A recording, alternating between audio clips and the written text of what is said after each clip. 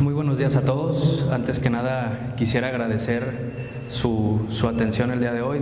Sé que nos encontramos en una situación difícil por todo este tema de salud. Soy el licenciado Javier Farías Echenique, soy abogado fiscalista y asesor en materia laboral. El día de hoy vamos a platicar de un tema de bastante importancia como lo son las empresas familiares. Antes de entrar de lleno a este tema, me gustaría hacer un pequeño comentario respecto a la materia laboral. Me han estado preguntando muchísimos clientes y personas, empresarios, dueños de negocios, sobre qué hacer ante esta situación de contingencia sanitaria con sus trabajadores. Entonces, resulta importante explicarles lo que nos marca la ley, lo que nos señalan los ordenamientos. ¿Para qué? Para que la empresa o el empresario no cometa errores, que si de por sí va a haber un tema o algún problema económicamente para la empresa, no sea mayor esta contingencia. Me preguntan, licenciado, ¿tengo que correr a mis trabajadores? ¿Qué tengo que hacer con ellos? ¿Los mando a descansar? ¿Les tengo que pagar? ¿No les tengo que pagar? ¿Cómo debo de manejar esta situación? Pues bien, muchísimas empresas están cometiendo un grave error, que es el despedir o mandar a descansar a sus trabajadores sin goce de sueldo. ¿Qué nos señala la Ley Federal del Trabajo? La Ley Federal del Trabajo, en su artículo 427, fracción séptima y 429, nos marca muy puntualmente ciertas situaciones. ¿Cuáles situaciones nos señala? Ante una contingencia de este tipo, se necesita que una autoridad sanitaria declare emergencia. Una vez declarada esta emergencia, ¿qué tiene que hacer el empresario? El empresario lo que tiene que hacer es sentarse con sus trabajadores, antes que nada platicar la situación con ellos, no tomar decisiones unilaterales. ¿Por qué? Porque para empezar, la fuerza de trabajo pues son los empleados. Entonces los empleados son el motor de todas las empresas en nuestro país. Entonces hay que sentarse con ellos a platicar la situación, qué es lo que señala la ley, explicárselos, y estos artículos nos señalan que ante este tipo de contingencias, lo que debe de pasar es que una vez que se declara esta contingencia, se les tiene que pagar cuando menos el salario mínimo durante el tiempo que dure esta contingencia, sin exceder el máximo de 30 días. Una vez pasado estos 30 días, ya no hay obligación del patrón para seguirles pagando esta indemnización, pero habría que regresar, dependiendo de la situación, pues a las labores normales. Si no se puede regresar a las labores normales, yo lo que les recomiendo o lo más conveniente es volver a sentarse con los trabajadores, platicar con ellos y llegar a acuerdos para que toda esta situación no afecte a la empresa, no afecte la economía tanto de la empresa como de los trabajadores. Entonces, cualquier duda que tengan, vamos a estar atentos para atenderlos. Platíquenme cualquier situación, cualquier duda que tengan. ¿Por qué? Porque esta situación va a haber muchas empresas que viven al día, que necesitan seguir trabajando, que no pueden cerrar, y que ante esta situación, evidentemente, y ya me ha tocado varias llamadas de personas que se dedican, por ejemplo, al arrendamiento de oficinas, donde ya les cancelaron contratos, donde ya no puede seguir trabajando la empresa porque viven al día. Entonces, todo este tipo de dudas, háganoslas llegar a través de los medios correspondientes y con gusto las atenderemos. Pasando a lo que nos ocupa el día de hoy, que son las empresas familiares. Es un tema bastante grande, bastante amplio, bastante interesante, y que si nos adentráramos en él todo lo más que se pueda, pues tardaríamos aquí muchísimas horas, muchísimos días tratando de explicarlo. Quiero tomar las partes más importantes de lo que tiene que tener una empresa familiar, de lo que tiene que tener un entorno empresarial familiar. Las situaciones, los retos, los problemas, cómo debe afrontarlos, qué cuestiones documentales, técnicas debe de contar esta empresa para poder afrontar cualquier situación compleja que se presente. Y vaya que son complejas las situaciones que presentan las empresas familiares. Las empresas familiares pudieran parecer muy similares a cualquier otro organismo empresarial, pero no lo son. Vamos a ir analizando poco a poco ciertas características de estas empresas y ciertas cuestiones que deben de tener de manera vital y de manera, llamémosle, imperdonable.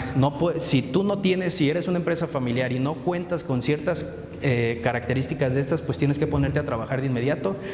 La Secretaría de Desarrollo Económico, a través del Espacio del Emprendedor, te puede apoyar con todo este tipo de situaciones. Hay asesores muy capacitados que te van a poder apoyar con este tipo de situaciones. Y entre esos grandes retos que representa la empresa familiar, pues nos encontramos estos 6. Digo, hay muchísima bibliografía que pueden encontrar ustedes, tanto en internet, muchísimos libros que hablan sobre estos temas. Pero a mi juicio, y derivado de varias investigaciones y de todos los clientes que hemos atendido en este tema, pues llegamos a 6 puntos o 6 grandes retos que tiene la empresa familiar. Esos 6 grandes retos pues son, en un primer principio, el equilibrio entre empresa y familia, las relaciones humanas en la empresa familiar, la profesionalización de la empresa familiar, la planificación de la sucesión, que este es el punto, pudiera ser el más delicado y la prueba de fuego para cualquier empresa. Lo vamos a explicar más a fondo. Los protocolos familiares, que son muy pocas las empresas que tienen estos protocolos de manera escrita, de manera notariada, de manera formal, llamémosle, así como los órganos de gobierno. Los órganos de gobierno, desgraciadamente, en nuestro país y por las empresas, tanto familiares como no familiares, están olvidados. No hay asambleas, no hay una asamblea extraordinaria para tratar ciertas situaciones, no hay un consejo que pueda tomar decisiones, siempre las toma el dueño o las toma X persona dentro de la empresa, no hay un conjunto de ideas que aporten en beneficio de la empresa, pero de una manera ordenada y protocolizada. Entonces, vamos a ir atendiendo todo este tipo de situaciones. Cuando vemos un cliente en el despacho que lo atendemos de la mejor manera y de la manera más atenta, siempre les digo, vamos a hacerte una serie de preguntas. Es importante que las contestes de la manera más sincera posible. ¿Por qué? Porque esto nada más es en beneficio tuyo y de tu empresa, no es mío, ni de un tercero, ni de nadie más. Entonces, si tú mientes en una prueba que de todos modos uno, ya por el expertise que tiene y la pericia que tiene, se da cuenta cuando le están mintiendo, porque a la hora de entregar cierta documentación o ciertos resultados, o revisar la contabilidad, revisar sus estados financieros, revisar información legal, fiscal, etcétera, pues se da cuenta de todo este tipo de situaciones que no las tienen en orden. Entonces, siempre es importante que se hagan estos 6 cuestionamientos para que ustedes puedan determinar cómo va su empresa. En un primer momento tenemos: ¿tiene su familia una visión definida de lo que desea hacer en el futuro, tanto como familia, así como empresa? Muchas veces, y yo creo que podríamos decir que el 90 y tantos % de las empresas familiares no tiene un plan definido ni de negocio ni de la familia, es decir, no saben qué va a pasar en 1 año, en 2 años, en 3 años, ni mucho menos está por escrito, ni cómo tienen desarrollado toda esta idea de su negocio a lo largo del tiempo. Entonces, lo vamos a ir profundizando más adelante. 2, ¿ya ha pensado usted, dueño, fundador, en la sucesión hacia la siguiente generación y cómo y cuándo se va a administrar esta sucesión? ¿Quién va a quedar en el puesto que tiene usted? ¿Quién va a hacerse cargo de todas las situaciones el día que ya no esté usted? Siempre les digo, uno como abogado tiene que ser un poco frío y duro y muy directo en este tipo de situaciones, porque estamos hablando no solo de una contingencia más, estamos hablando del patrimonio de una o varias familias, el patrimonio de sus hijos, el patrimonio de su esposa, de su esposo, etcétera. Entonces, si ustedes no tienen definido esta situación por miedo a pensar en que un día no me voy a morir o un día va a fallecer mi esposo, mi esposa, etcétera, pues tenemos un gran problema aquí. ¿Por qué? Porque de todos modos eso va a terminar pasando. Entonces, si ustedes están tratando de postergar este tipo de situaciones por proteger a su hijo o a sus hijos o a los socios de no ver esta situación por una u otra razón, lo único que están haciendo es meterlos en un gran problema futuro. Porque pónganse a pensar el día de hoy, ¿qué pasaría si usted como dueño o socio fundador se muere, que es quien toma las decisiones, quien ordena la mayoría de las situaciones de la empresa, tiene 3, 4 puestos dentro de la empresa? ¿Qué pasa si hoy usted muere? ¿Cómo cree que va a estar su empresa en 1, 2, 3 o 4 meses, en 1 año? Entonces, háganse este tipo de preguntas. Es un tema de introspección. Analicen ustedes mismos, contéstense ustedes mismos cómo van, apúntenlo por ahí, para que puedan analizar este tipo de situaciones con su esposa, con sus hermanos, con sus familiares que estén en la empresa. 3. ¿Tienen en los miembros de su familia a su sucesor o va a contratar un externo o en última instancia piensa vender? Entonces aquí es un punto fino y hay varias situaciones que se tienen que razonar muy puntualmente. ¿Por qué? Teniendo la familia una visión definida de lo que se va a hacer en el futuro, tanto con la empresa como con la familia, evidentemente deberíamos de saber si va a haber un sucesor de la empresa o se va a contratar un externo o en última instancia se va a vender.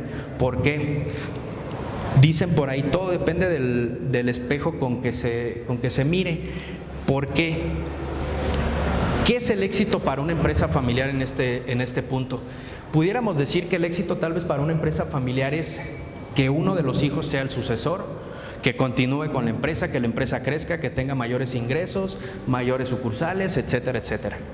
O pudiera ser que el hijo no está lo suficientemente capacitado, o el nieto, o el sobrino, etcétera, y que el dueño de la empresa todavía en vida se da cuenta de esta situación y decide que para protección de la empresa y también de su familia y del propio hijo o nieto o sobrino, contrataron a un externo. Pero para poder contratar a ese externo se necesitan protocolos que deben de instaurarse en la empresa y que deben de seguirse de manera obligatoria. ¿Por qué?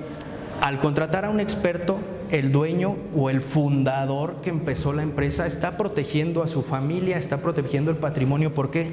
Porque sabe que su familia no está todavía preparada o no tiene la capacidad para poder llevar el negocio. Sin embargo, sabe que un externo sí puede hacerlo y que ese externo le va a generar utilidades y le va a mantener el patrimonio a una persona. Obviamente ese externo tiene que estar muy bien pagado y tiene que ser una persona totalmente profesional, instrumentada y estudiada para poder llevar a cabo esa situación. 4. ¿Realmente está preparada la siguiente generación para hacer crecer el negocio familiar?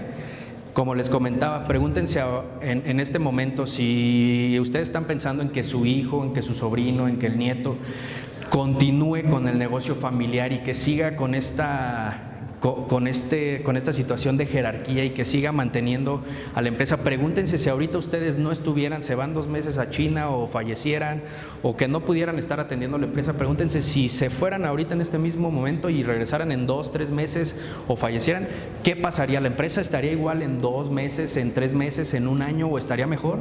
Si la respuesta es no, pues entonces aquí tenemos una gran contingencia que hay que atenderla. 5. ¿Ya sabe qué hacer cuando se retire y deje al mando a la siguiente generación? Volvemos al punto anterior, lo mismo. Si usted ya está completamente seguro, señor, señora, de que sus hijos van a poder mantener esta empresa, de que van a poder mantener toda la situación del manejo y control de la misma, pues excelente. Si no lo están así, tienen que ponerse a trabajar, tienen que ponerse a analizar todos estos puntos, necesitan un asesor, necesitan dirimir situaciones y distinguir entre situaciones que son empresariales y situaciones familiares. 6. ¿Están claros los procesos de gobierno en la empresa y la familia? Esto es un punto muy importante y no solo para las empresas familiares. El 90% de las empresas en nuestro país no cuentan con procesos, mucho menos con procesos de gobierno, no cuentan con un gobierno corporativo para tomar esas decisiones importantes de la empresa, no cuentan con asesores externos que les apoyen en este tipo de situaciones. Desgraciadamente los empresarios muchas veces confían demasiado en sí mismos y piensan que no necesitan de la asesoría de un contador o de un fiscalista, de algún abogado, de algún especialista en materia financiera, entre muchos otros. Piensan que todo este tipo de situaciones son gastos y no son inversiones. Entonces lo vamos a ir analizando detalle a detalle más adelante. Pues bien, pasando al primer punto que mencionábamos en la lámina, en una de las láminas anteriores, pues está el equilibrio entre familia y empresa. ¿Cómo debe ser ese equilibrio entre familia y empresa? Nosotros sabemos que las relaciones humanas ya de por sí son muy complicadas. Si me llevo bien con mi hermano, con mis papás, que mis papás ya me regañaron, que me dicen qué hacer y yo no quiero hacer ese tipo de situaciones. Entonces, son muchas situaciones que comprometen la empresa. ¿Por qué? Porque eso ya no solo queda en el ámbito personal, ya queda en temas empresariales, ya quedan decisiones del negocio de la familia, y que muchas veces por estar peleado con el hermano, con el papá, con la mamá, y que porque yo creo que mi idea es mejor que la tuya, porque yo estudié esto, tú no sabes de esto, yo vi esto en no sé dónde, en internet, lo estudié acá, y muchas veces se llegan a situaciones que terminan hundiendo el barco. Todo este tipo de situaciones de la empresa familiar tenemos que analizarlas como un barco. Si alguien de los que nos está viendo sabe cómo funcionan los barcos, sabe cómo funcionaban hace 100 años, y que era todo un equipo de trabajo para que el barco tomara el curso correcto, necesitaba de un capitán que lo dirigiera, que dirigiera a todas las demás personas. Es más, hasta para limpiar el barco se necesitaba gente, porque si no, pues esto pudiera generar alguna contingencia. Entonces tiene que haber un equilibrio entre estos tres aspectos: propiedad, empresa y familia. Es decir, dicen por ahí, ni todo el dinero del mundo, ni todo el amor. Entonces, hay que tener un equilibrio. A la familia sí hay que darle todo el amor del mundo, pero no todo el dinero. Y a la empresa, ¿qué pasa? Sí, también hay que darle todo el amor y tampoco todo el dinero. Hay que darle lo justo y lo necesario a cada parte, porque si enfocamos todo el dinero a la empresa y descuidamos la familia, pues esto es lo que pasa: el barco se va a hundir para un lado. Pero ¿qué pasa si lo hacemos de la otra manera? Todo se lo damos a la familia, y esto es muy común en las empresas mexicanas. Ponen un negocio, ponen alguna organización, les empieza a ir bien, y ¿qué pasa? Casa nueva, coche nuevo, relojes, bolsas, y etcétera, etcétera, y a la empresa nada de reinversión. Entonces, ¿qué pasa? Pues se va a hundir. Sí, la familia va a estar bien por un momento, hasta el momento que dure la empresa. Entonces, este modelo es muy importante, y para que se les ejemplifique de una manera más clara, véanlo como que su empresa fuera su bebé. Si su empresa fuera su bebé y es el niño más bonito del mundo, que así lo ven todos los papás, ¿qué pasa? Ese niño está bonito, está sano, está fuerte, sonriente, etcétera. Pero ¿qué pasa si le dejamos de dar de comer? ¿Qué pasa si no le damos cariño? ¿Qué pasa si no lo tratamos con amor, si no lo cuidamos, si no hacemos que duerma sus horas, que coma sus horas? Pues ¿qué va a pasar? Pues que el niño se va a poner flaquito, se va a poner triste, ya no se va a mover, hasta que va a llegar un momento en que si no lo alimentamos de la manera adecuada, pues el niño va a morir. Entonces su empresa es eso. Muchos empresarios se van a los extremos, le dan todo a la empresa y descuidan la familia. Pero como es una empresa familiar, como es un ente familiar, termina hundiéndose el barco. Y hay otro tipo de empresarios que le dan todo a la familia, descuidan la empresa y termina pasando lo mismo. Entonces tiene que haber un equilibrio entre la propiedad de la empresa, entre la propia institución y la familia. Pero ¿cómo vamos a llegar a ese equilibrio? ¿Qué tiene que haber? ¿Qué tiene que existir? ¿Qué documentación? ¿Qué asesoría se tiene que dar? Pues lo veremos un poco más adelante. Siempre es importante en todo ámbito empresarial analizar las estadísticas. ¿Por qué? Porque las estadísticas nos dan luz de lo que está pasando en nuestro entorno, de lo que está pasando en nuestro entorno inmediato, como puede ser nuestra ciudad, nuestro estado y más allá nuestro país. Hoy en día yo le recomiendo a todos mis clientes que no se queden con la limitada idea de vender o ofrecer sus servicios a nivel nacional, que salgan al mundo, que salgan a ofrecerlos a nivel mundial. Tengo varios ejemplos y los vamos a ir comentando de empresas que tienen la visión muy limitada y otros empresarios que se dedican a lo mismo y tienen la visión a nivel mundial, y hoy les puedo decir que son multimillonarios, que tienen lo que todo mundo quisiera tener, pero hay que cambiar ese paradigma y ese tipo de ideas. Es importante analizar ciertos datos que nos marcan las estadísticas. El 83% de las empresas familiares considera que los valores de la compañía son el motor para el crecimiento y la permanencia. Sin embargo, se enfrentan a retos como la tecnología, la sucesión y el financiamiento. Uno de estos temas más importantes es el tema de la tecnología en un primer momento. Nos han llegado varias empresas al despacho que le tienen miedo a la tecnología, le tienen miedo a hacer ventas por internet, le tienen miedo a descubrir nuevos canales de obtención de clientes, de obtención de ingresos. Entonces esto limita a una empresa como sabemos, de una manera a un 80-90%. ¿Por qué? Porque hoy en día todo o la mayoría de las cosas están por internet, y si no se venden por internet, se ofrecen por internet, hay publicidad por internet. Entonces es un medio que todo mundo tiene gracias al celular, a una computadora. Entonces es importante no tener miedo a la tecnología y más bien allegarse de asesores en esta rama que los puedan promocionar, que los puedan hacer explotar ese ámbito que no lo están explotando. Otro punto es la sucesión.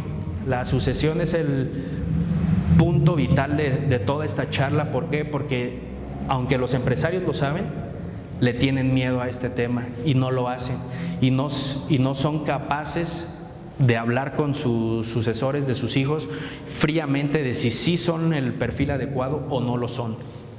Entonces, la empresa familiar, estos datos son muy interesantes. El 38% de todas las empresas que se realizó esta encuesta se siente vulnerable ante la disrupción digital, que era lo que les comentaba. Le tienen miedo a todo el mundo digital. Les pongo un ejemplo. Tengo por ahí un cliente que se dedica a la venta de lentes y todo este tema de los ojos, pues sí, todo este tema de la óptica. Y platicaba con él: oye, tienes muy buenos productos, tienes un gran servicio, atiendes muy bien, tienes un gran equipo de trabajo, estás muy bien organizado administrativamente, no tienes problemas contables, legales, etcétera. ¿Por qué no buscas un mercado mayor? ¿Por qué no te vas a otra ciudad en un primer momento, pero a través de redes sociales? ¿Por qué no empiezas a vender, por poner un ejemplo, lentes de sol? Y me comenta: ¿sabes qué? Es que no confío en ese tipo de cuestiones. Esta persona tiene alrededor de 65 años. Me dice: no confío en este tipo de cuestiones. Un día compré algo por internet, no me llegó, me robaron 800 pesos y ya no confío en ese tipo de situaciones. Entonces a mí me funciona más a la antigua. Y él cree que le funciona más a la antigua, pero realmente, ustedes háganse la pregunta: ¿cuánto se está limitando en este aspecto? Entonces, 42% considera los ataques cibernéticos como una amenaza. La misma situación. 64% tomará medidas para incrementar sus capacidades digitales durante los próximos años. Esto es lo que están haciendo muchas empresas, pero muchas empresas jóvenes que saben cómo está funcionando el mercado, que saben hacia dónde va y saben lo que tienen que hacer para poder implementar este nuevo tipo de técnicas. 69% alienta a la siguiente generación a obtener experiencia fuera del negocio familiar. Este es otro tema muy importante. Muchas veces pasa que el empresario dueño del negocio, por querer proteger a su hijo, por querer que no se exponga ante otro tipo de situaciones, desde el principio y sin experiencia, sin las capacidades necesarias, lo pone en algún puesto gerencial o en algún puesto de suma importancia sin alguna experiencia fuera de ese negocio. Sí los mandan a estudiar a grandes universidades, no, para no irnos tan lejos en nuestro país, como puede ser la UNAM, puede ser el ITAM, por ejemplo, en temas legales, la Libre de Derecho. Pero ¿qué pasa? Que no tienen experiencia fuera del negocio familiar. Entonces, si no tienen esa experiencia fuera del negocio familiar, lo único que tienen enfrente es pues lo que ha vivido de su empresa. Entonces no saben más allá. Este tipo de situaciones puede llegar a tener un problema muy grave con el negocio. Las principales preocupaciones de estas empresas familiares, ¿cuáles son? Los cambiantes modelos de negocio, la digitalización, la ciberseguridad, la innovación, los cambios regulatorios, ya sea en materia contable, fiscal, legal, la atracción y retención del talento. Si bien es cierto, estas 6 principales preocupaciones son las que la gente mayormente tiene o nos hace llegar, pero también son situaciones que todas tienen una solución muy sencilla, y para todo este tipo de situaciones hay asesores.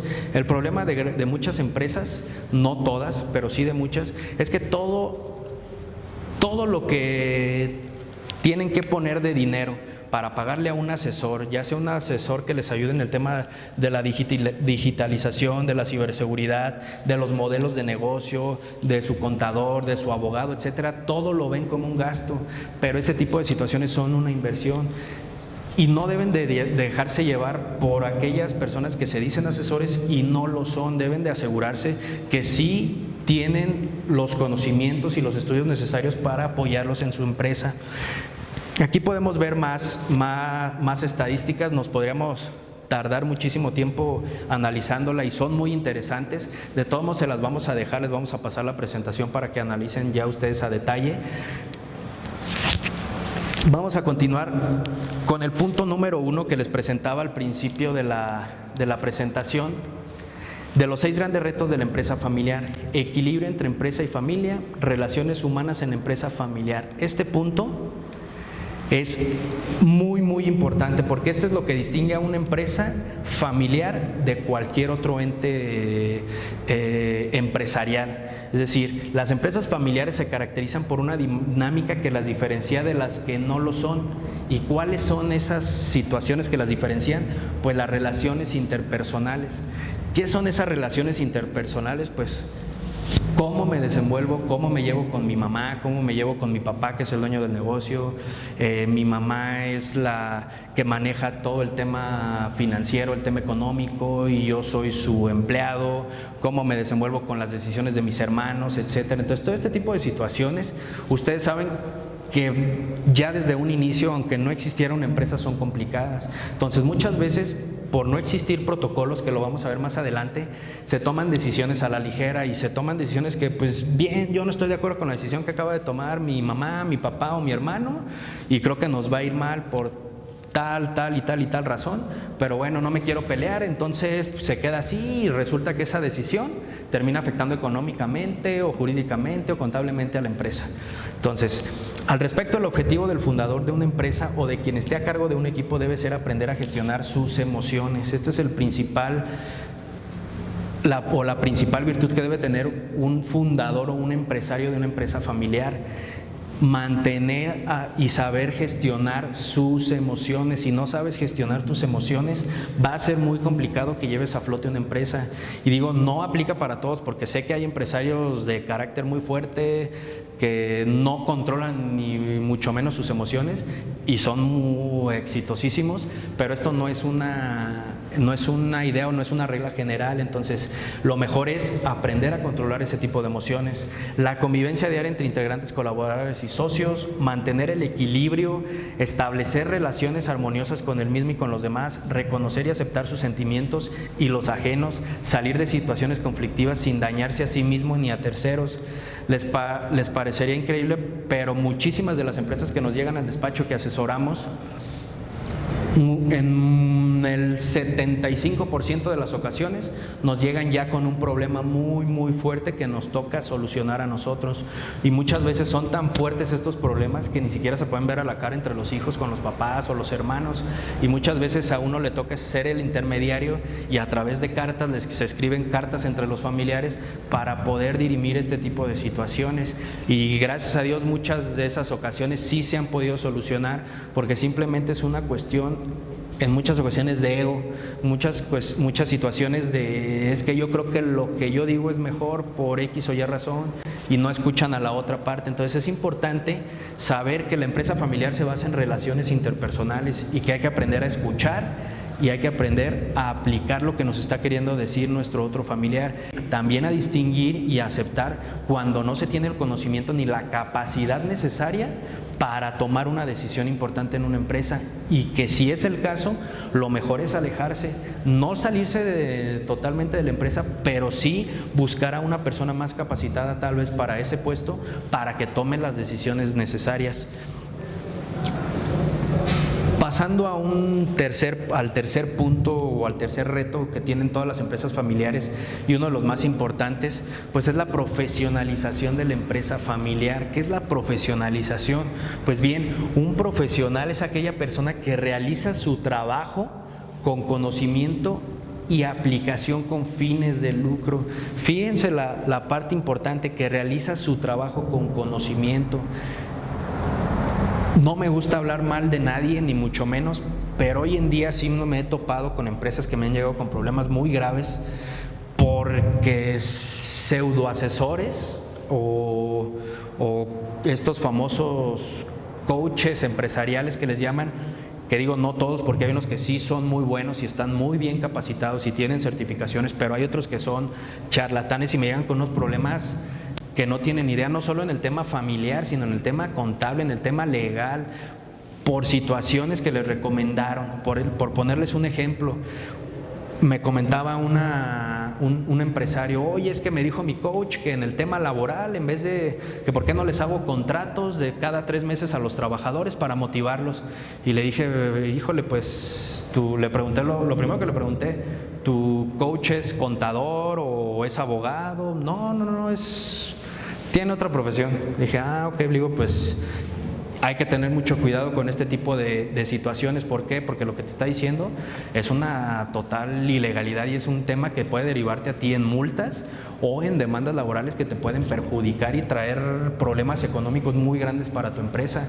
Tú no puedes estar haciendo contratos cada 3 meses a los trabajadores de esa manera. Entonces, la Ley Federal del Trabajo es muy clara. Marca entre los diferentes tipos de contrato, marca 2 situaciones que son el contrato por tiempo determinado o por tiempo indeterminado, y a su vez por periodo de prueba, que puede ser hasta de máximo de 30 días, o por periodo de capacitación y adiestramiento hasta 90 días. Fuera de ahí, tú no puedes estar firmando contratos cada 3 meses, perdón. Entonces, este es un tipo de situaciones, nada más es un ejemplo sencillo, porque hay otros en materia contable y en materia fiscal más delicados que desconocen toda la situación jurídica del sistema tributario de nuestro país o del sistema contable y legal, y meten a las empresas en situaciones o problemas que la empresa, por creer que el famoso coach le está ayudando y le está dando esos consejos, está mejorando, cuando realmente lo que está haciendo es meterse en problemas. Entonces hay que tener mucho cuidado con este tipo de situaciones. Y aclaro, hay coaches muy buenos, muy especializados, y los he escuchado que te dicen: ¿sabes qué? En materia contable, en materia legal, fiscal, necesitas un asesor. Yo no me meto con eso, yo te ayudo temas netamente de cómo mejorar tus clientes, cómo mejorar que tengas mayores ingresos, etcétera. Entonces es importante analizar ese tema profesional. Ahora, aterrizando un poco más concreto con la empresa, el caso más común: el papá o la mamá que son dueños de la empresa y que le quieren dejar el negocio al hijo o a la hija, y que porque estudiaron en una muy buena escuela y que estudió una maestría no sé dónde y que medio trabajó en X lugar, y yo creo que ya con eso puede llevar a cabo mi negocio o sé que se va a encargar. Este es el principal error de los empresarios en este tema. ¿Por qué? Porque ¿qué pasa? Para que haya una profesionalización, primero tiene que haber un desarrollo organizacional, es decir, tiene que haber puestos desarrollados dentro de la empresa, debe haber una estructura laboral. ¿Qué es esa estructura laboral? Tiene que tener puestos bien definidos, el gerente, todas sus actividades, qué tiene que hacer el departamento de recursos humanos, el departamento legal, el departamento contable, es más, hasta el velador, cuáles son sus actividades. Entonces, al tener un desarrollo de todas estas actividades, ahora sí, tienes que preguntarte: ok, a ver, mi hijo estudió en la mejor universidad del mundo y quiere ser el director general de la empresa o el gerente general. Ok, ¿cuáles son las características que yo quiero para que mi empresa funcione que debe cumplir ese gerente general? Ok, no, pues haber estudiado en X escuela primero, o en tales escuelas. Segundo, tantos años de experiencia en empresas similares. Aparte de esa experiencia, ciertos conocimientos en determinada materia. Y si cumple con todos esos requisitos, adelante. Su hijo puede ser el administrador, el gerente general o el director general de su empresa, pero el 95% de las veces no lo es.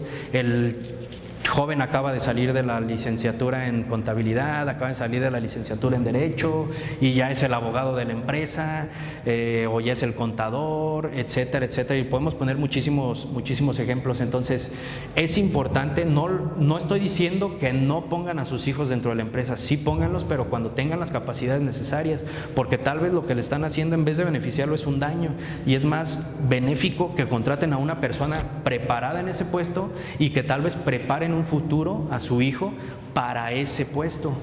Otra cuestión que dejan muchas veces de lado los empresarios es platicar con sus hijos si realmente su hijo, su sobrino o el nieto quiere continuar con la empresa, realmente ama la empresa, realmente está apasionado por la empresa. porque muchas veces esto lo toman como si ya fuera un hecho y no es cierto. Muchas veces el papá está ahí obligando al hijo a que necesito que saliendo de la escuela te vayas a la empresa todos los días y estés revisando X cosa y Y cosa y todo eso lo único que le genera al joven es estrés y odiar a la empresa, porque no se la están enseñando a querer, no se le están enseñando a cómo funciona, que eso le va a dar de comer a muchas más generaciones, que es su patrimonio, entre otras situaciones. La principal razón que podemos argumentar para profesionalizar una empresa familiar es la necesidad de mantener su capacidad competitiva, y esto está por encima de los personalismos familiares. Como les comentaba reiteradamente, pregunten si su hijo tomara, por ejemplo, el día de hoy el puesto que ustedes tienen de director general o de dueño de la empresa, porque digo, a veces el empresario tiene como 5 puestos, que eso también es un tema que vamos a analizar, y eso es un tema que está mal, porque no pueden tomar 5 o 6 puestos, porque ¿qué va a pasar si ustedes se mueren el día de mañana? ¿Quién va a tomar esos 6 puestos? Y no prepararon a su hijo, no prepararon a otra persona que vaya a poder tomar esa situación. Ese es el principal punto de fracaso de las empresas familiares, que no se prevén este tipo de situaciones. Llega una contingencia como lo es el fallecimiento de uno de los socios fundadores y la empresa dura 1 o 2 años, o la venden o termina quebrando. Entonces es importante tomar todo este tipo de situaciones en cuenta. Ahora bien, son muchísimas situaciones y diferencias entre una empresa familiar profesional y una empresa familiar amateur. Vamos a mencionar algunas de ellas. Por ejemplo, la asignación de puestos basada en capacidades, tomando a los elementos de la familia como una opción más de contratación. Esto en una empresa profesional. Y en una empresa amateur o no profesional, asignación de puestos basada en relaciones e intereses familiares, puestos directivos reservados para la familia propietaria. Es decir, no, en el puesto gerencial o en los puestos ejecutivos solo puede haber familiares. Hayan estudiado lo que hayan estudiado, tengan el conocimiento que tengan, no importa, siempre van a ser familiares. Entonces esto está muy alejado de la realidad y muy equivocado. ¿Por qué? Porque esto nada va a traer contingencias contra la familia. Hay muchísimas empresas familiares que son muy exitosas, pero saben de sus capacidades o de las capacidades de los integrantes, y saben qué hacen, se mantienen simplemente como accionistas. No se meten en puestos directivos ni en ningún puesto de la empresa. Entonces se mantienen como accionistas y contratan a gente muy capacitada y mejor que ellos, que les da mejores resultados que los que ellos darían. Entonces eso es una empresa familiar profesional, la que sabe distinguir entre tengo que buscar a un profesional porque ese profesional me va a dar más que cualquiera de mis familiares. Dirección objetiva racional, existe un sistema administrativo desarrollado. Dirección subjetiva, carencia de método en la administración. Lo he venido comentando en varias pláticas reiteradamente. La falta de estructura en las empresas es impresionante y es preocupante. ¿Por qué? Porque cuando hay una falta de estructura en una empresa, y digo, estamos en una situación de crisis muy importante que tal vez ahorita todavía no lo empezamos a resentir, algunos ya, pero esto en 1 mes, en 2 meses, muchas empresas que viven al día, por no tener procesos, por no tener protocolos, por no tener un sistema administrativo desarrollado, por no tener un plan de negocios a 2, 3, 5 años, por no tener ingresos ahorrados, van a meterse en graves problemas y muchas empresas van a cerrar. Yo sé la situación y no es fácil, porque también muchos por ahí me podrán pensar, ay, lo dice nada más por decir y no sabe cómo pasan las situaciones dentro de la empresa y es bien difícil y traemos préstamos y tenemos que estar haciendo esto y buscando clientes, etcétera, etcétera. Claro que lo entendemos, atendemos todos los días empresas con este tipo de problemas y de situaciones, pero hay empresas y hay una gran diferencia entre las empresas que cuentan con estructuras. Hay empresas que cuentan con estructuras laborales, que cuentan con estructuras contractuales mercantiles, que cuentan con protocolos, con manuales de procedimientos, hacen asambleas extraordinarias, tienen un consejo familiar, un consejo empresarial. Entonces, tienen todo este tipo de situaciones para que cuando existan contingencias como la que nos encontramos hoy en día, desde antes se prevé y hay fondos. Todas las empresas muy ordenadas tienen fondos para, ¿sabes qué? Si tengo que cerrar 2 o 3 meses, pues cierro, pero no me truena porque tengo fondos con que subsanar este tipo de situaciones, pero es un porcentaje muy pequeño el que lo hace. Entonces, Existe una estructura organizacional que responde en forma adecuada a las necesidades del negocio. Les vuelvo a comentar, una estructura organizacional especializada o personalizada con las necesidades del negocio. Muchas veces me enfrento yo como asesor en materia tanto laboral como fiscal con empresas que me llegan y me dicen: licenciado, ya tengo yo mis contratos, sí tengo reglamento interior, etcétera, démele una revisadita. Y ya cuando uno los lee, cuando se pone a estudiar y demás, pues son machotes o bajados de internet, etcétera, y no tiene ninguna personalización de acuerdo a las necesidades del negocio, sino pues a quien se le ocurrió subir ese documento a internet, o el abogado que le pasó los machotes, etcétera. Entonces, todos los contratos, toda la documentación, tanto laboral como civil, como mercantil, etcétera, fiscal, tiene que ser personalizada de acuerdo a las necesidades de cada negocio. Cada negocio tiene sus propios clientes, tiene sus propios proveedores, tiene su propia misión, visión y objetivo diferente. Pudiéramos pensar que dos empresas que se dedican al mismo giro, que venden el mismo producto, funcionan de la misma manera, y ese es un error muy común. No se dedican a lo mismo y es un tema muy diferente. Por ejemplo, pudiéramos pensar que la Coca-Cola y la Pepsi se dedican a lo mismo y venden, pues sí venden refresco y demás, pero su cliente objetivo es muy diferente, su forma de trabajar es muy, muy diferente. Entonces tenemos que aprender a distinguir este tipo de situaciones. Por poner otros ejemplos, porque nos tardaremos aquí muchísimo tiempo explicando cada uno, existe un plan de sucesión conocido por todos los involucrados, es decir, no hay nada al aire. Cada quien, desde el dueño fundador, el esposo, la esposa, los hijos, los nietos, los sobrinos, etcétera, porque hay empresas familiares de hasta 50, 60 integrantes o más, pero cada uno de ellos, desde que entró a la empresa familiar, sabe que existe un plan de sucesión y cómo es ese plan de sucesión. Entonces no hay nada como que a mí no me comentaron, no me dijeron, yo no sabía. Entonces todo este tipo de situaciones son importantes. Existe una cultura que acepta la diversidad de pensamiento. Esto es bien importante, la tolerancia, el aprender a escuchar, el aprender a tomar lo mejor de lo que nos está diciendo nuestra otra parte, que tal vez piensa diferente a nosotros, nuestro papá, nuestra mamá, nuestros hermanos, pero que lo que quieren al último es aportar. Entonces por eso es importante aprender a llevar una cultura de diversidad de pensamiento y de tolerancia.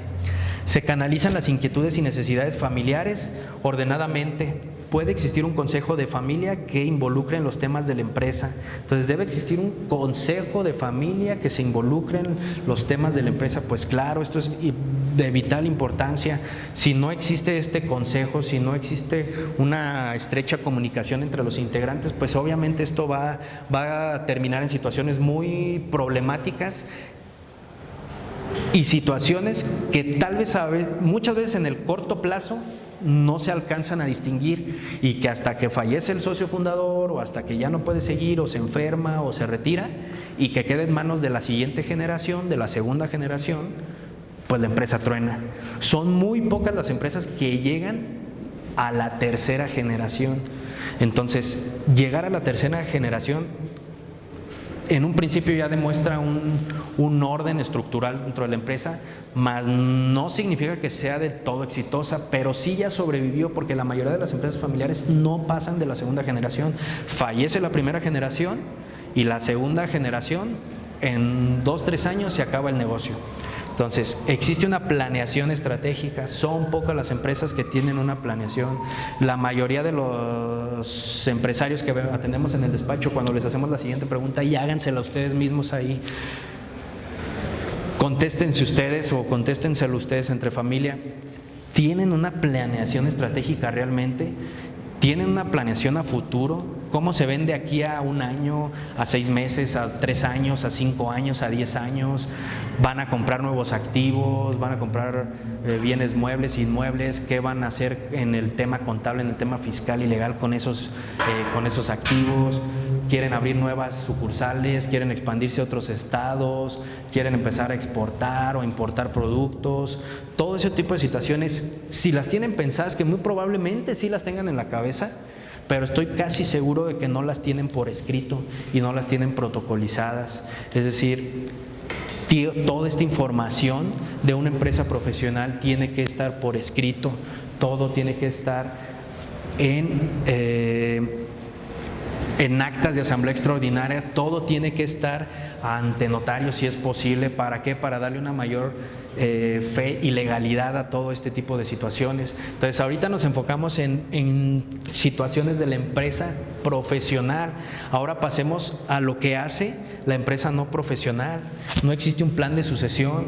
Pensar diferente al jefe es una amenaza para él y es peligroso. ¿Cuántas veces en innumerable tipo de negocios nos encontramos con esto? Donde no pienses como piensa el jefe, adiós y te me vas.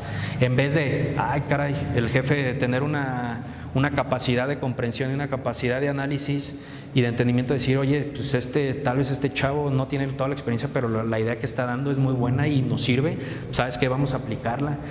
No, es todo lo contrario. No, me va a tumbar el puesto, me va a hacer esto, me va a querer traicionar al rato. Entonces eso es un problema de este tipo de empresas familiares amateur. Dirección subjetiva, carencia de métodos en la administración, no hay estructura de nada, no hay ni estructura laboral, ni estructura contable, ni protocolos de la familia de que se deben de seguir, no hay un proceso de sucesión, no hay estándares que señalen cómo debe de entrar un familiar a la empresa, en qué casos sí debe de entrar y en qué casos no debe de entrar un familiar. Entonces, esto lo podrán analizar, les dejaremos la presentación para que la chequen con detenimiento. Posteriormente vamos a estar dando una plática ya cuando se solucione todo este tema de manera presencial para poder atender todas las dudas que tengan. Y pues bien, el famoso plan de sucesión es una prueba de fuego para la empresa familiar. El crecimiento de la empresa exige una mayor capacidad de gestión y consecuentemente de los especialistas necesarios. De esta razón principal, decidiendo a otras razones secundarias. La necesidad de profesionales no familiares que complementen las competencias de los miembros de la familia empresaria en la dirección de gestión empresarial y o departamental. El cambio de estilo de gestión de personalista a colegiado. Entonces, fíjense cómo todo este tipo de características llevan a una profesionalización. Primero, necesitamos personas que sepan y tengan el conocimiento de lo que están haciendo en pro de nuestra empresa. Eso en un primer momento. Después, ¿cómo instauro protocolos y qué tipo de protocolos tienen que ser y qué contenido deben de tener para que este tipo de características se lleve a cabo y llegue un momento en que esa gestión personalista pase a ser una gestión colegiada? Es decir, ya no hay necesidad de decirle a cada quien qué tiene que hacer, cómo tiene que hacer. Hay puestos definidos en toda la empresa, ciertas actividades que cada quien sabe lo que tiene que hacer. Hay un proceso de sucesión, hay un proceso de ingreso a la empresa familiar. Si tú eres nieto, eres sobrino, ya sabes a lo que te atienes si tú quieres pertenecer a esta empresa familiar. La incorporación de un profesional no familiar cuando el líder necesite buscar un sustituto y no lo tenga en la familia.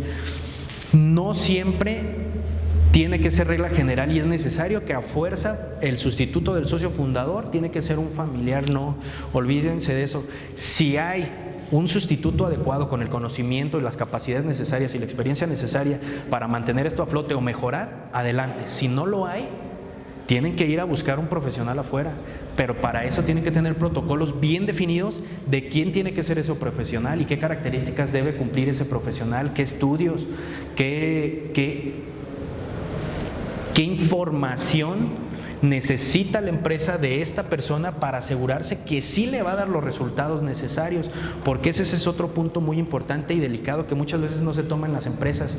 Está bien, ya sé que este profesional es un licenciado en Derecho y maestría en fiscal como uno y doctor y 100,000 estudios tiene. Pero nunca hubo un proceso de contratación, no tengo protocolo de procesos de contratación, no sé qué tipo de persona es, no sé si es alguien mentiroso, no sé si es alguien confiable, si es alguien que roba, no sé si es alguien que es agresivo, que realmente quiere estar en la empresa o que nada más está viendo la empresa como un trampolín de 6 meses o un año para pasarse a otra institución. Todo ese tipo de situaciones. Hay otro tipo de profesionales como son los psicólogos, que soy muy allegado a varios de ellos para este tipo de situaciones, porque muchas empresas me llegan y me dicen, oye Javier, es que tengo problemas cuando contrato, y contrato a puro que me roba, a puro grosero, a puro charlatán, etcétera, etcétera. Entonces les digo, oye, pero ¿qué proceso de contratación tienes? ¿Y quién hace las contrataciones? ¿Haces exámenes psicológicos y psicométricos de conocimientos? ¿Cómo te cercioras de que ese profesional sí cumple también con todas estas características? Y la mayoría de las personas no lo tiene.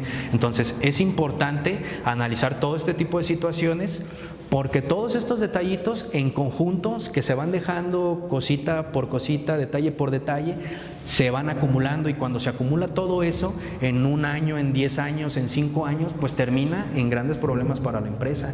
Entonces ya no solo hablemos de problemas legales, fiscales, contables, etcétera, problemas interpersonales dentro de la empresa, donde papás con hijos, con esposa, llegan y se divorcian, ya no se hablan con los hijos, se odian, entonces, etcétera, etcétera.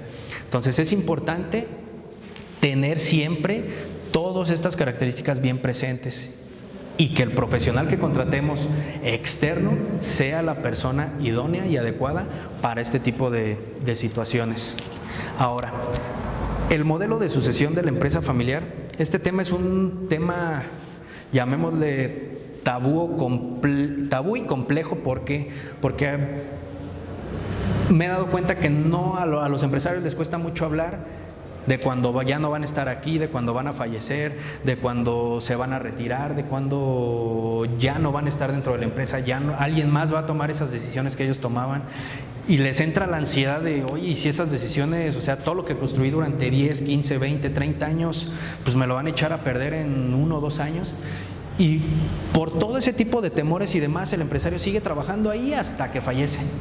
Pero como se preocupó tanto por eso y por seguir ahí, y no tomó o no se preocupó por tener un modelo de sucesión, aplicarlo bajo estas 5 características, bajo un diagnóstico, planificación, entrenamiento, porque tienen que entrenar a las nuevas generaciones. Primero, hacer que esas nuevas generaciones se apasionen y amen la empresa, que la quieran, que sepan que de ahí han salido los recursos para sus estudios, para su casa, para todo lo que tienen, para la ropa, para los zapatos que visten, pero que amen la empresa. Se les tiene que enseñar a esas nuevas generaciones un amor y una pasión por la empresa. Y una vez que se les enseña eso, tiene que haber una planificación, un entrenamiento, tiene que haber la transferencia y la culminación, que esa culminación se va a dar cuando el empresario o el socio fundador deja en manos del hijo, del familiar, de los sobrinos, de los nietos, la empresa, y sabe que eso es para mejorar nada más. Entonces vamos a analizar este tipo de situaciones muy a detalle con esta gráfica. Diagnóstico, planificación, entrenamiento, transferencia y culminación. Son los 5 aspectos que debemos de tomar en cuenta. Entonces esta tabla nos muestra la forma en que se debería desarrollar este tema de manera ideal. Entonces, partiendo del 0% en una toma de decisiones directiva del sucesor, ¿qué pasa? Cuando se hace el diagnóstico, el sucesor, en este primer momento, que esto puede durar, esto puede ser a través de 1 año, 5 años, 10 años, 15 años, porque esto no es un tema, también es importante que lo sepan, no es un tema de un día para otro, es un tema de trabajo continuo, de dedicación diaria. Pero cuando empieza el diagnóstico y se analiza toda la información, y una vez terminado ese diagnóstico, apenas el sucesor puede tomar o tiene un poder de decisión del 20%. Esto es lógico, ¿por qué? Porque quien conoce la empresa, ¿quién es? Pues el empresario, el dueño, el socio fundador, que es el que tiene el 100% de las decisiones hasta ese momento. Entonces vean cómo va a ir disminuyendo hasta el tema de la culminación. Cuando pasamos al tema de ya hicimos un diagnóstico, ya lo elaboramos, ya sabemos en qué momento se encuentra la empresa, ahora pasamos a un tema de planificación. ¿Qué vamos a hacer? ¿Qué hay que corregir? ¿Qué hay que mejorar? ¿Qué hay que cambiar? Entonces, cuando ya pasamos a este tema y lo culminamos, la planificación, el 40% poder de decisión ya está en este rango del directivo sucesor. Entonces, fíjense cómo va pasando poco a poco y gradualmente de una manera lógica y constante del 20 al 40%. Esto es en un tema ideal. Ahora, ya una vez que hay una planificación bien estructurada, ¿cómo se va a llevar a cabo esa planificación? Debe de haber un entrenamiento. Entonces, al momento de empezar el entrenamiento hay un 40% en la toma de decisiones que va a culminar ahora con el 60%. Entonces, aquí ya se vuelve interesante el tema porque aquí ya pasamos de un 60% de toma de decisiones del socio director contra un 40% del sucesor a un 60% del sucesor con un 40% del socio director. Entonces aquí prácticamente pudiéramos estar hablando que ahí es el cambio o el punto fino donde le da un poquito ya la batuta al sucesor, pero todavía le tiene que indicar algunas cuestiones esenciales y vitales. Después de ahí viene ese periodo importante que es la transferencia, donde ya casi está por culminar ese tema y el 80% de las decisiones ya las toma el sucesor para terminar en la culminación, donde el 100% de las decisiones ya las tomará el sucesor y ya no tomará ninguna decisión el socio fundador, y aquí es donde se retira. Entonces lo ideal sería esto, antes que se retire, antes de que fallezca. ¿Por qué? Porque si ni siquiera empezamos este proceso y fallece el socio director, imagínense, tiene que cumplir de un día para otro con todo este tipo de situaciones. Pues ¿qué es lo más lógico que va a pasar? Pues que ni siquiera tiene un diagnóstico, que no va a tener mucho menos una planificación, menos un entrenamiento. La transferencia sí se da inmediatamente en ese momento, pero no cuenta con ninguna de las otras características. Entonces, ¿qué va a pasar? Que lo más seguro, digo que no son no es la regla general, pero lo más seguro es que vaya a tomar decisiones equivocadas y que vaya a cometer errores que lleven a la empresa a estadísticas muy negativas. Y no lo digo yo, lo dicen precisamente todas las investigaciones y toda la información que hay, que lo pueden encontrar en internet, sobre todos los fracasos empresariales de las familias por esta situación, por no tener este proceso. Ahora bien, ¿qué pasa con el tema de la edad? En edad promedio del sucesor, partiendo de la mayoría de las empresas que empiezan con este tipo de temas, parte el sucesor de los 25 años, 30, 35 aproximadamente, y la edad promedio del empresario fundador, 55, 60 y 65. Entonces vean cómo se da este proceso a lo largo de, aquí lo marca, a lo largo de 10 años. Este es un tema ideal, puede tardar 15 años, puede tardar 12 años, puede tardar 5 años, todo depende de la empresa, de la familia, de ciertas situaciones particulares, pero es un tema que no es de un día para otro y mucho menos de un año. Entonces, fíjense cómo combinándola con la otra tabla, tiene que ser también un tema lógico y un tema constante. Voy aumentando mi edad, va aumentando la edad del socio fundador, y voy elaborando diagnóstico, planificación, entrenamiento, transferencia y culminación. ¿Para qué? Para que en un transcurso, llamémosle ideal, de 10 años, pueda estar tomando la empresa yo, y ya con un conocimiento necesario. 10 años yo creo que es un tema bastante confiable para decir, ¿sabes qué? Mi hijo lleva 10 años, mi sobrino o mi nieto lleva 10 años en la empresa, la conoce de arriba abajo a la perfección, empezó desde los 25 años o desde los 20 años, empezó desde que él estuvo presente, desde que se hicieron los diagnósticos, fue parte de la planificación, la elaboró, trabajó en ella, hizo el entrenamiento, se le dio la transferencia y terminó la culminación. Ahora tiene 35, 40 años y que la empresa va a ir de menos a más en comparación a si se tomaran malas decisiones, que la línea de caída pues sería en picada. Entonces hay una gran diferencia entre tener todo este tipo de información y tener todo este tipo de procesos a no tenerlos. Ahora, protocolo familiar. Ese es el tema que más dudas surgen. Me dicen, ¿qué es un protocolo? ¿Qué documentación tenemos que tener? ¿Cómo llegamos a esa documentación? Me han llevado a preguntar, ¿las bajamos de internet? ¿Cómo la elaboramos? ¿Tú nos la elaboras? ¿Un notario? ¿Quién nos la hace? Pues bien, todo este tipo de cuestiones las vamos a tratar de dilucidar en este momento. Protocolización. El protocolo familiar es un instrumento que amplía las posibilidades en un principio limitadas de las relaciones entre la propiedad y la gestión del negocio. ¿Qué pasa? Se inicia un negocio y se inicia como Dios nos dio a entender, a ver cómo le hacemos, cómo nos organizamos, a veces nos peleamos, a veces no, pero no hay nada por escrito, no hay nada que nos rija y de cómo debemos llevar a cabo todas esas relaciones. Ahora, se trata de un acuerdo que recoge una serie de normas y códigos. Es una serie de normas y códigos, no es un solo documento. Hay empresas que cuentan con, hay muchos autores que manejan diferentes cantidades de protocolos, no hay un número, hay quienes manejan 5, quienes manejan 10, quienes manejan 22. Todo depende del tipo de empresa que seas y también de las ideas del socio fundador y de los familiares, de cómo ven su empresa aquí a 5, a 10, a 15 años. Entonces, como puede ser que elabores 10 manuales o 10 protocolos o códigos de normas, puede ser que elabores 22, todo depende de tu manera de trabajar.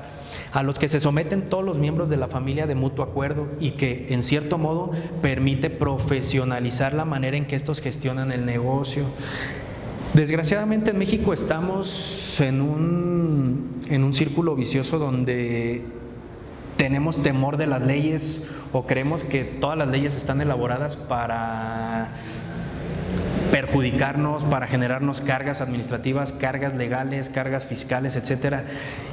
Y si bien es cierto que sí existen este tipo de cargas, también las leyes, como puede ser la normativa civil, la normativa mercantil, no se diga la Ley Federal del Trabajo, si analizamos todo lo que nos dicen a nosotros como dueños de empresa y aplicamos lo que dice ahí, vamos a distinguir que todo es en beneficio de la empresa y para protección de la empresa. Pero ¿qué pasa? Que el empresario mexicano muchas veces, mañana lo hago, mañana me ocupo de los contratos, no, ¿cómo voy a firmar contrato con tal persona? Es de palabra y ya no me pagó a la vuelta de los 2-3 días 2-3 millones de pesos y me quebró.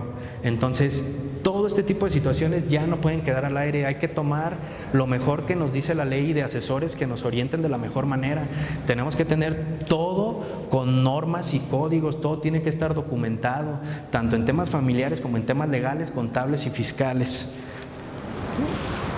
Pues bien, el protocolo familiar en las empresas familiares debe ser concebido como un proceso y no simplemente como un documento impreso. Ese es otro error muy común.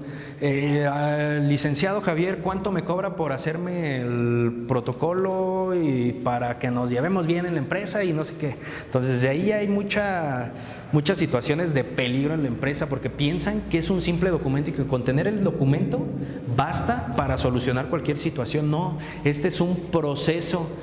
Y es un proceso de elaborar ese documento y aparte de elaborar ese documento, de que existe un conocimiento entre los familiares, porque muchas veces también nos damos cuenta que no se conocen entre los familiares, así sea tu hermano, así sea tu papá, así sea tu mamá, son muy pocas las empresas o las familias que se sientan. A ver, hijo, ¿tú qué piensas? ¿Qué opinas? ¿Qué quieres? ¿Cómo ves la empresa? A ver, tu hija, ¿cómo ves la empresa? ¿Qué quieres? ¿Qué puesto quieres tener? ¿O qué ideas tienes? Y nunca analizan este tipo de situaciones, cómo te sientes, estás bien en tus temas personales, todo este tipo de situaciones se dejan de lado. Entonces, una situación que nos hemos dado cuenta con la mayoría de nuestros clientes cuando finalizamos todos estos procesos de protocolización y de instauración de estos instrumentos dentro de la empresa familiar, y nos damos cuenta que invariablemente las empresas familiares a las que hemos asesorado para pasar por su proceso de elaboración del protocolo familiar han expresado al firmar el documento final, ya cuando se llegaron a acuerdos y ya toda la documentación que se generó de muchísimas reuniones y de muchísimas discusiones, que lo más valioso de llegar a ese momento fue el aprendizaje que obtuvieron de todas las experiencias que vivieron juntos en el tiempo, que trabajaron en la redacción de su protocolo familiar. En México estamos acostumbrados a que si quiero un contrato o quiero una estructura laboral o de contratos mercantiles o cualquier situación legal, ¿cuánto me cobras, abogado? Y tú encárgate, te paso mi nombre, mis datos, mi IFE y con eso. Y eso es un gran error, un contrato, todo este tipo de documentos se tienen que construir de la mano del negocio, de la mano del empresario. ¿Por qué? Porque en el machotes hay muchos, el Código Civil nos marca las principales características de los principales contratos, pero esa no es la parte importante. La parte importante es sentarte con el empresario, ver lo que está pensando, cómo ve el negocio, sentarte con ambas partes, cómo van a negociar algo, qué obligaciones van a contraer, qué derechos van a aplicar en esa operación. Y yéndonos a este tema, el protocolo familiar, es cómo llegan a esos acuerdos, qué tienen que platicar los familiares para llegar a esos acuerdos, para vivir esas experiencias de, oye, yo no sabía que mi hermano pensaba de tal manera, yo no sabía que esto le generaba miedo, yo no sabía que él era feliz haciendo tal cosa, yo pensé que era feliz haciendo la otra, yo no sabía que mis papás ya están cansados, yo no sabía que mis papás tienen miedo de que los dejemos en la calle, que nos adueñemos de la empresa.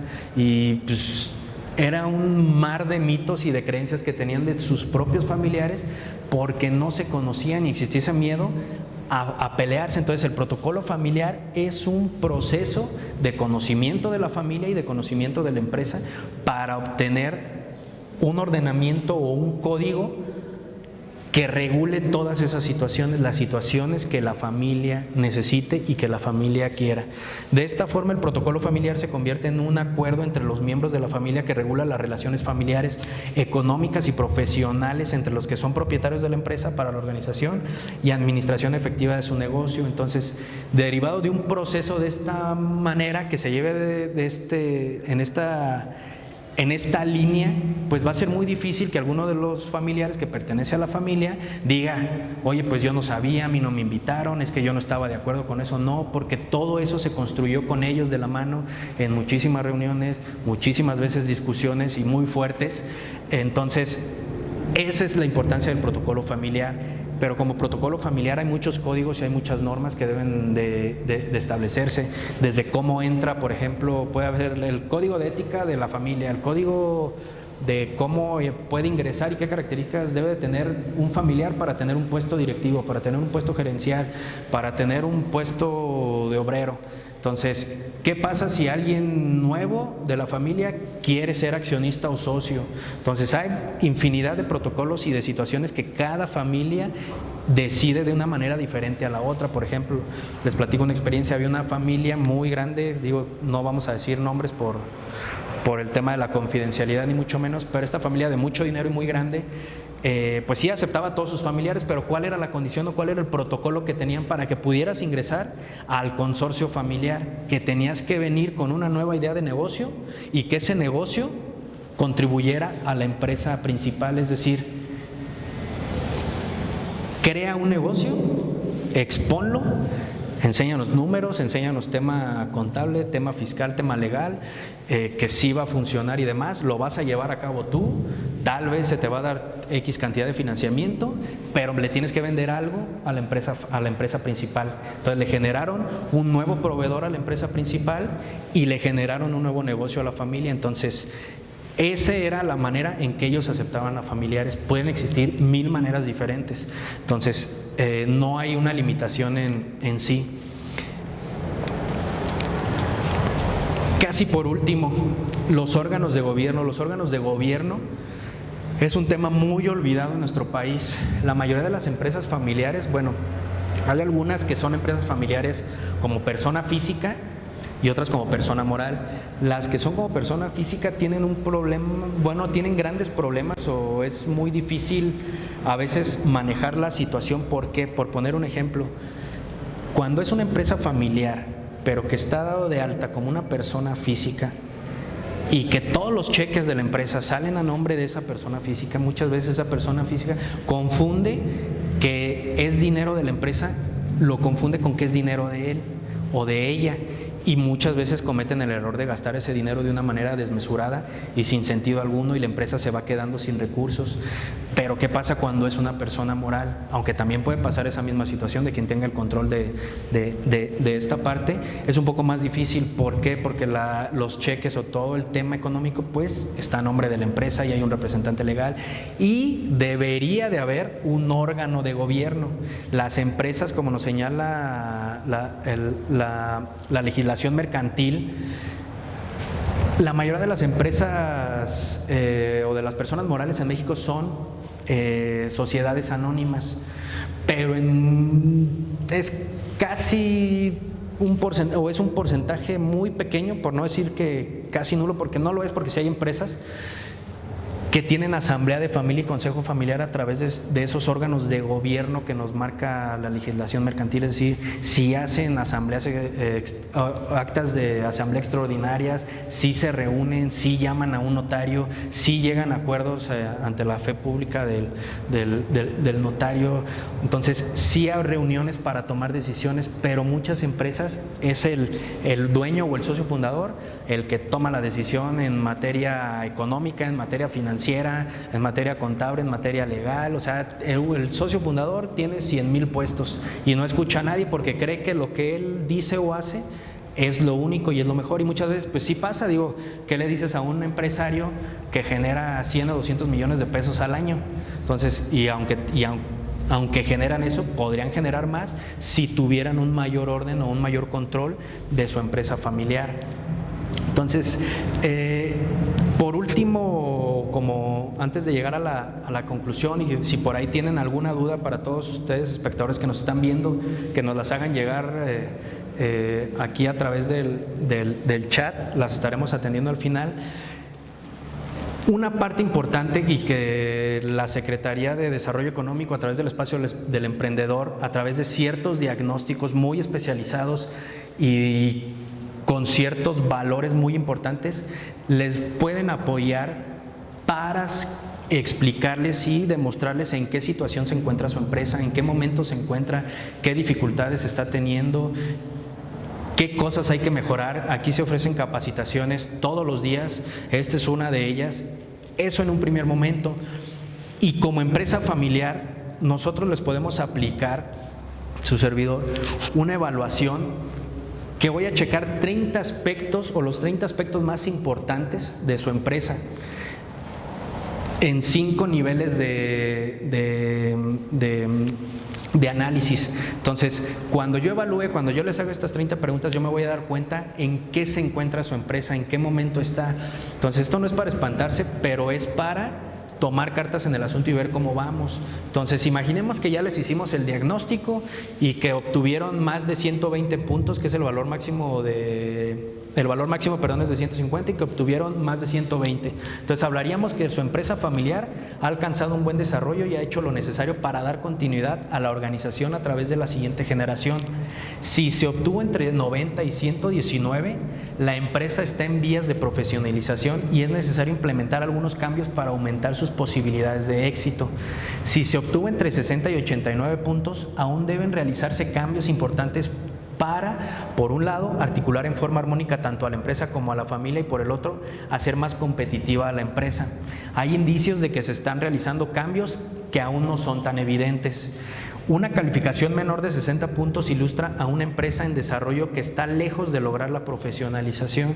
Entonces, muchas veces, muchas empresas sí tienen muchas cuestiones de estas, pero las tienen solo acá, solo en la cabeza, no las tienen de manera formal, no las tienen por escrito, no lo han platicado, no hay un consejo de familia, no hay una organización y una estructura dentro de la empresa. Entonces, en resumen, lo que les tratamos de explicar el día de hoy, para no hacerlo tan largo, porque este tema da para muchísimo tiempo más, y esperemos que cuando toda esta situación se normalice podamos analizar todo de manera presencial. Pero lo que tratamos es de eliminar esta idea de la cabeza del empresario en una empresa familiar. Es decir, la empresa va para un lado contra la familia que va para el otro. No, las dos partes tienen que ir hacia el mismo lado. Las dos partes tienen que tomar el mismo rumbo para poder afrontar cualquier situación. Entonces, analicen toda esta información que se les presentó el día de hoy, razónenla con sus familiares, con sus papás, con sus hermanos, para que puedan tomar una decisión y decir en qué momento se encuentran. Si creen o tienen muchas dudas, vengan aquí con nosotros los podemos orientar, los podemos capacitar para este tipo de situaciones en aras de que puedan mejorar su empresa, de que pueda haber un mayor conocimiento de la misma y de que se instauren protocolos y procesos, así como manuales, y que la empresa en un tiempo determinado, dentro de un plan de negocio, una proyección a 2, 3, 5 años, esté totalmente o casi en un 80-90% estructurada. Esto les va a dar un soporte ante cualquier situación o cualquier contingencia en la que se pueda enfrentar la empresa. Entonces, sin más por el momento, pues les doy las gracias. Gobierno de Michoacán. Michoacán se escucha.